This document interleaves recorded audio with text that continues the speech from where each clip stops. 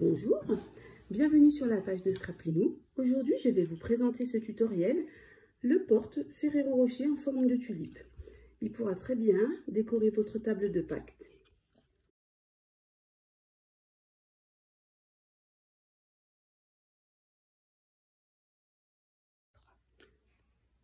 Pour réaliser ce porte Ferrero Rocher, vous aurez besoin de coupe papier, de colle, de blocs de tampons transparents, du set de tampons tulipe intemporel, associé à la perforatrice mat tulipe. En ce moment, ils sont vendus en lot. De l'encre grenouille guillerette et de la feuille assortie grenouille guillerette.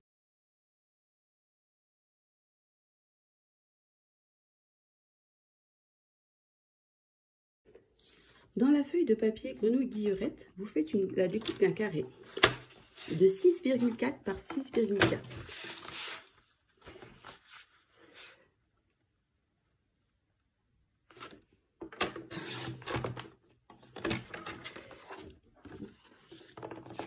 Le premier côté, puis le suivant.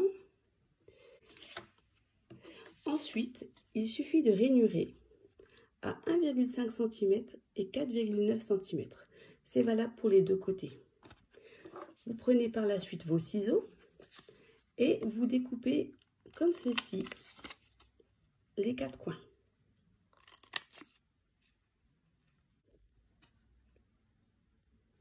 Une fois les quatre coins découpés, nous marquons les plis. Et il ne reste plus qu'à coller comme ceci. Et nous aurons fini la base de notre tulipe.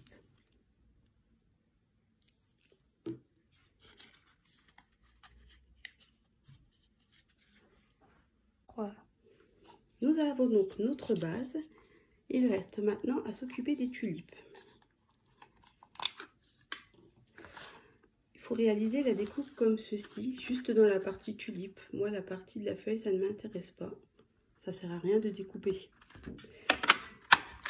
Vous découpez 4 fois le motif dans le papier grenouille guillerette. Nous avons donc nos 4 morceaux de tulipe.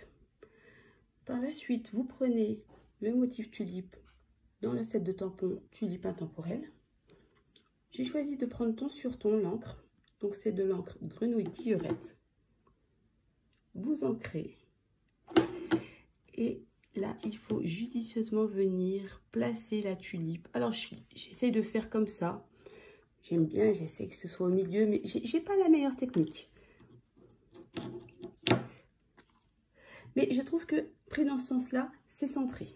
Je vous montre l'autre technique, hein, la plus simple, mais je suis pas très bonne pour viser, en fait. Voilà. Donc, plus vous appuyez, et plus vous ancrez.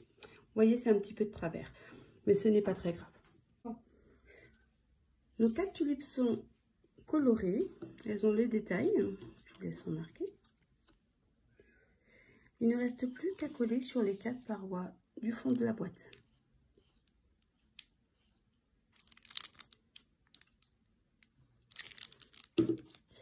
Moi, j'ai choisi en fait de faire dépasser pour le dessous comme ceci, de façon à ce que la boîte repose sur les parties de la tulipe.